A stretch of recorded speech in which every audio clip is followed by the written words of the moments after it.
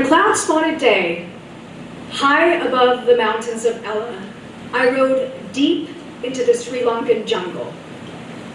It was the spring of 2022. From the back seat of a taxi, I noticed brown-furred monkeys with soft white bellies by the side of the road. Waterfalls let down their foamy veils as we entered hill country, known for its tea plantations. A dense layer of fog rolled in as my driver and I snaked up the road. Asia marked my first solo journey since my divorce back in 2019, when I made the heartbreaking decision to separate from my wife following a 16-year relationship because I fell out of love. Because I couldn't stop getting lit every week, drunk on booze, high on weed, because I couldn't stop blacking out sporadically. My self-destructive way of dealing with internalized homophobia. An emotional conflict I didn't recognize until later in life. Shame has sharp teeth, and they like to latch on. I started going to therapy during the divorce and spent countless sessions sitting across from a woman who lifted me like an angel. But then the pandemic hit, and we all know how that went down. In the midst of the collective fear that rippled worldwide, my therapist died that winter after grappling with cancer. Powering through grief, I dove into work at full throttle, passionately running the concierge department at a luxury hotel as COVID decimated the hospitality industry. Understaffed and overworked, I became an information and training hub, bringing colleagues and guests up to speed on everything happening inside and outside the hotel. My energy sucked dry. At home, I drank, I got high, until one night I screamed in my car after inhaling dinner at a McDonald's parking lot. Burnt out on my nearly 20-year concierge profession, I quit my job with the idea of taking time off to travel. Although I gushed at the thought of gallivanting across the globe. About a month before my trip to Asia, an undercurrent of doubt crept into my chest. Scared as fuck, my subconscious questioned the situation. No job lined up for the future. No certainty in a COVID-stricken world. No companion. At least I had my savings. So I spent a week traveling with a friend living in Sri Lanka before branching off to Ella for a couple of nights. Just me and my reliable sleep aids. I relaxed as the cab cruised on and thought about the bottle of red wine I purchased along the way, nestled inside a paper bag. I thought about the mint edibles stashed in my backpack. My decision to travel with pot, daring and stupid. Yet also my way of dealing with insomnia that I'd been haunted by since childhood. After 30 years of substance abuse, the dependence pinned itself to me without mercy, depleting my judgment. I smiled slyly, looking forward to that lovely nighttime buzz I knew so well. The taxi slowed down.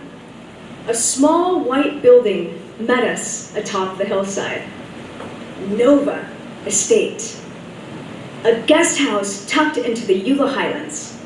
I checked in, settled into the evening and my guest room.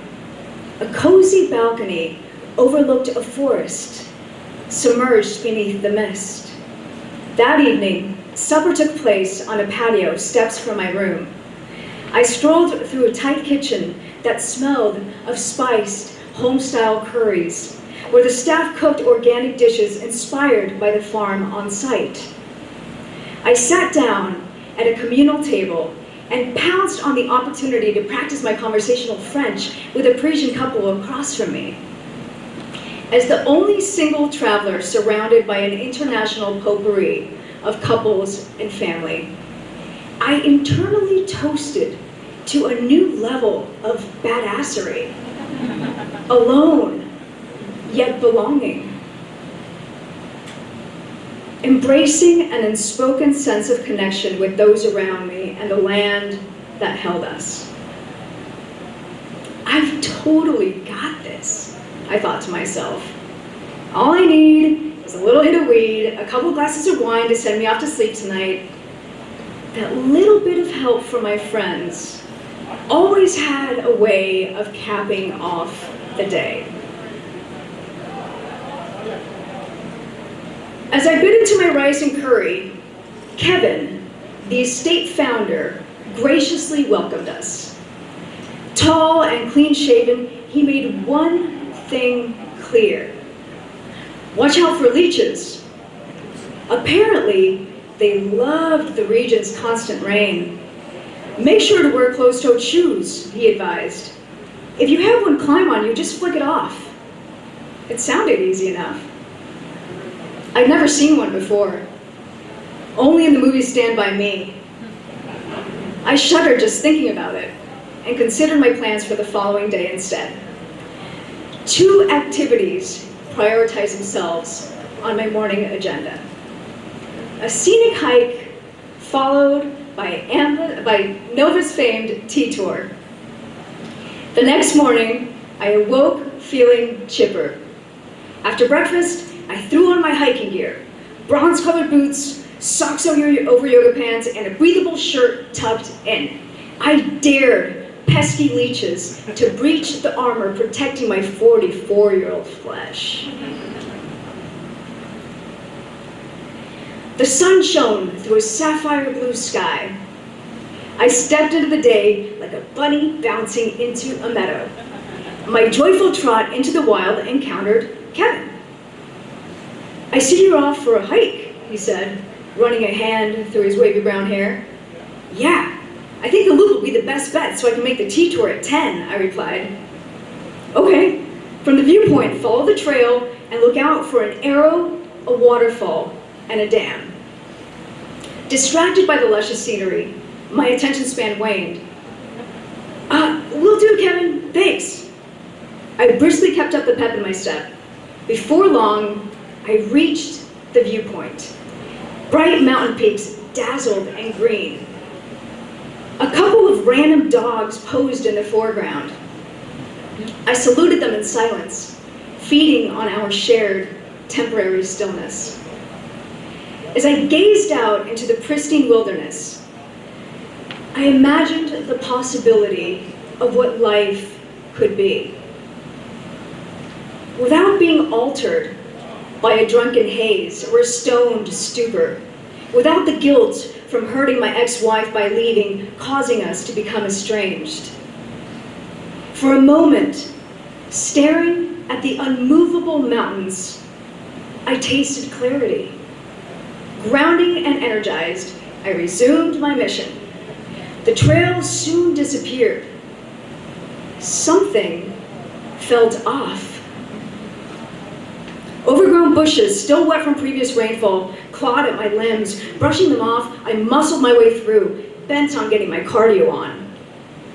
About 20 minutes in, I saw something dark writhing on the palm of my hand.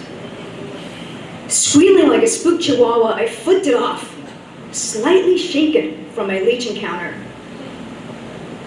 With the leech thing under control, I considered Kevin's marker specifying the arrow, waterfall, and dam, none of which had appeared. Within seconds, I came upon a woman hanging laundry outside a rustic cottage in the middle of a field. When our eyes locked, I said, "Nova?" She pointed the way I was headed in. I nodded in gratitude, glad to be on the right track, and wondered how often that poor woman dealt with stray tourists like me. A leafy passage led me back to familiar grounds.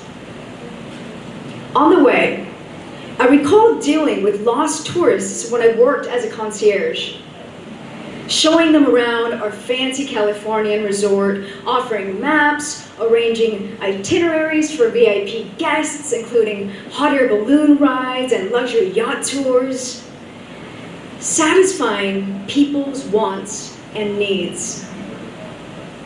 Though I'd won awards for my service and loved the human connections, I gave and gave until there was nothing left of me to give. I had taken care of so many and needed to figure out how to take care of me. Relief swept in as I recognized the guest rooms from Nova coming into view. Reoriented, I breathed in self-assurance, greeted the staff, and strutted towards my room. Kevin caught my eye and asked, "How'd it go?" I paused. "Great, only I think I veered off track because the trail vanished." "Did you go through an area with overgrown bushes?" His forehead creased with curiosity. "Yeah." "Oh, I know where you went. Welcome back." My eyes followed his downcast gaze to my feet as he matter-of-factly dropped the phrase, "You seem to have brought some hitchhikers with you." That's when I saw them. A family of leeches crawling over my boots. My spine tingled. Every nerve in my body shrieked. But I played it cool, leaning over nonchalantly and flicking them off as I laughed and waved goodbye. Once I turned the corner, I bolted to my room. I envisioned leeches tearing into my shoes, their razor-sharp jaws slicing my skin. Fear set in, rattling my psyche with anxiety, the same anxiety that gnawed at me on sleepless nights with questions like, what if you don't ever find another job? What if you're not meant for relationships because you hurt people? Why do you keep fucking up your lungs and liver? I reached my room in a panic. Heart pounding, breath caught, dread spiked. Once inside, I kicked off my footwear, undressed at warp speed, and assessed the attack. Several leeches clung to my shoes, 2 inches long. The more I tried to fish them out, the more they weaseled through the eyelets of my boots, camouflaged. One of my white socks flashed a red stain. Blood trickled from my shin and ankle. My bare legs shook with adrenaline. Oh, it was on. Leech fucking Mageddon. I spastically shook at least 5 of them off my boots and onto the floor. A bottle of sunscreen turned out to be the closest weapon I could find to pound on the slimy fuckers. Its yellow cap glistened with blood as I whacked them hard as I could. I flung the corpses outside, hiding my naked body behind the door, then slammed it shut. Still shaking, I slipped into the shower. The water poured over my shoulders, washing off the morning's chaos. Trauma dripped from my thighs. The bleeding stopped from the leechy love bites on my leg. Deep breaths found their way into my chest. My trembling eased, and I surprisingly got my shit together in time for the tea tour. For the remainder of the day, I stuck to deep breathing, learning about the property's handmade teas, purchasing souvenirs, and trying to calm the fuck down. In the hours that it took my nerves to simmer, I recognized a primitive instinct for survival running through my veins.